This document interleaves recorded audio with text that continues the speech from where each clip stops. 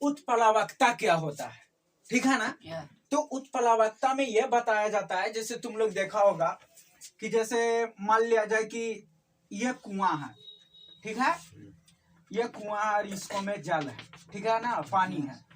अब जब इसको में पानी है, या कोई भी मान लेते हैं, चलो ना ऐसे ही समझ लेते हैं कि एक जार है, कोई बर्तन है और इसमें पानी है, ठीक है। Yeah.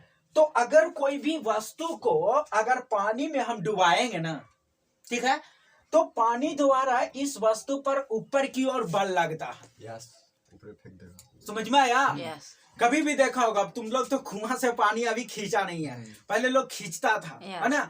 तो जब तक पानी में कोई वस्तु डूबा हुआ रहता है ना, तो हल्का प्रतीत होता है। यस, और जैसे ही पानी से बाहर आवेगा ना, भारी वो जो है ना, वो वास्तविक वेट में आ जाता है। आखिर Yes. क्या कारण है ये, है ना, क्योंकि ये भारी, तभी हम पीछे बताए थे कि अगर इसमें भार है, इसका मतलब यह समझ लो कि पृथ्वी द्वारा इस पर एक गुरुत्व बल लगा रहा है।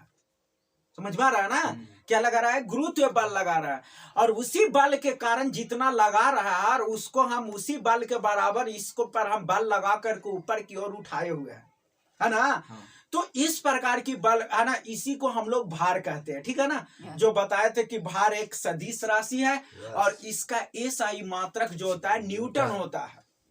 फिजिक्स में द्रव्यमान और भार दोनों अलग अलग चीज होता है, हमने पढ़ाए हैं पीछे, ठीक है। तो जैसे ही अगर कोई वस्तु अगर पानी में डूबा हुआ है, तो वस्तु पर पानी द्वारा ऊपर की ओर बल लगता है। क्या लगता है? ऊपर की ओर बल लगता है। उसी बल को हम लोग, जो ऊपर मुखी बल है, ऊपर की ओर जो बल लग रहा है, उस बल को बोला जाता है उत्प्लावकता। क्या बोलते हैं? उत्प्लावकता। उत्प्लावकता बोलते हैं, उसी को बोलते हैं। समझ में आया ना? Yes. जैसे अगर पानी में ये डूबा हुआ है, इसको हम डुबा दिए, तो पानी ऊपर की ओर बल लगाता है पानी के द्वारा। Yeah. तो पानी के द्वारा जो बल ऊपर की ओर लग रहा है, से ऊपर की ओर लगने वाले बल को बोलते हैं उत्प्लावकता। क्या बोलते हैं? उत्प्लावकता। हाँ, ये बल है, और इस प्रकार के लगने वाले बल को उत्प्लावन कहते हैं। वो जो बल लग रहा है ना, उस लगने की क्रिया को उत्प्लावन कहते हैं। दोनों समझ में आ गया? उत्प्लावन क्या होता है, उत्प्लावकता क्या होती है? यस, उत्प्लावकता क्या है कि पानी में डूबा हुआ अगर वस्तु है, तो वस्तु पर जो पानी के द्वारा जो ऊपर की ओर बल लग रहा है, उस ऊपर मुखी बल को, ऊपर मुखी माने ऊपर की ओर लगने वाले बल को क्या बोले हैं? उत्प्लावकता।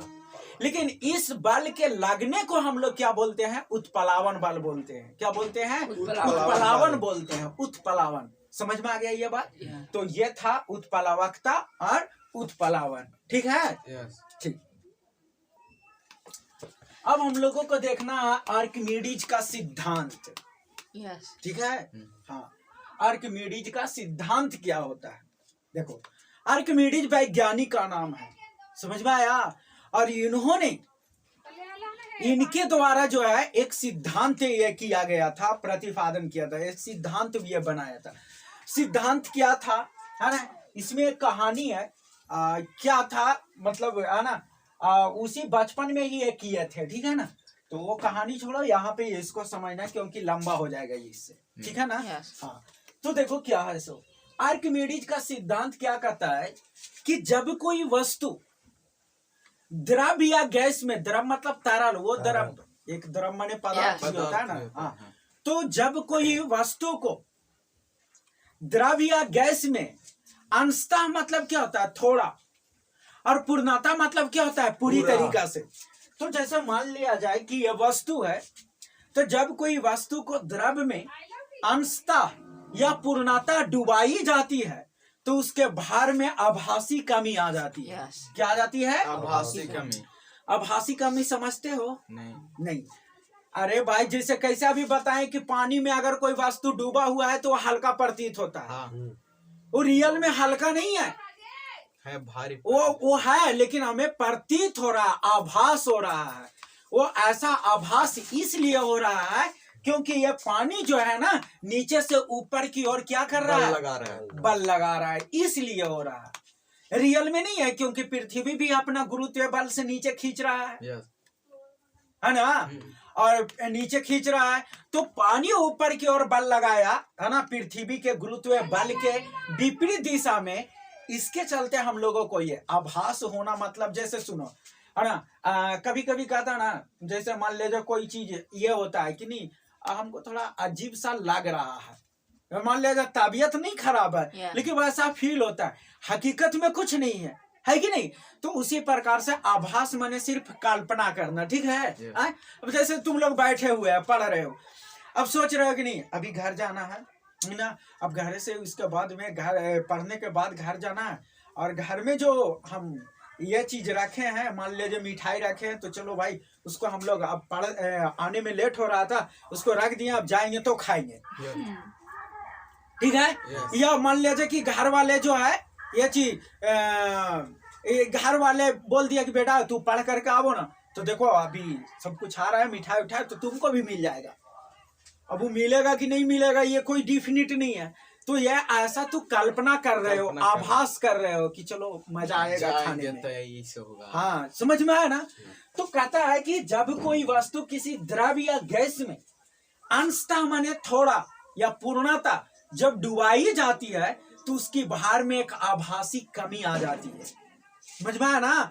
वो आभासी कमी क्यों आता है? क्योंकि जल में जैसे डुबाया या गैस में डुबाया, तो ये ऊपर की ओर एक बल लगाता है। समझ में आया ना। Yeah. उसके भार में एक आभासी कमी आ जाती है, जो वस्तु के डूबे हुए भाग द्वारा, अगर मान लीजिए वस्तु इतना पानी में डूब गया है, Yes. तो इसके द्वारा जल हटेगा ना, जैसे है ना।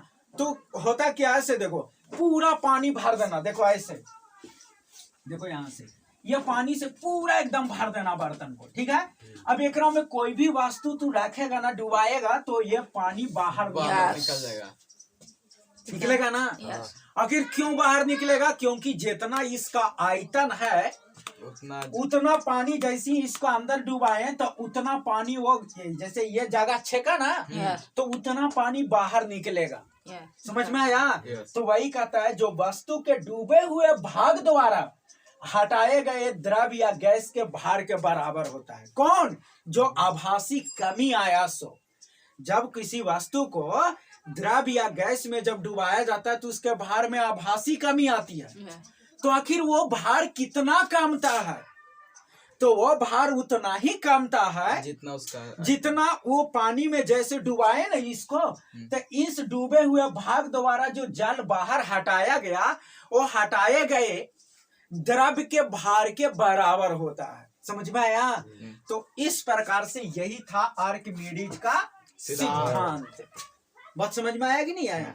हाँ, तो ये चीज पूरा काट दो।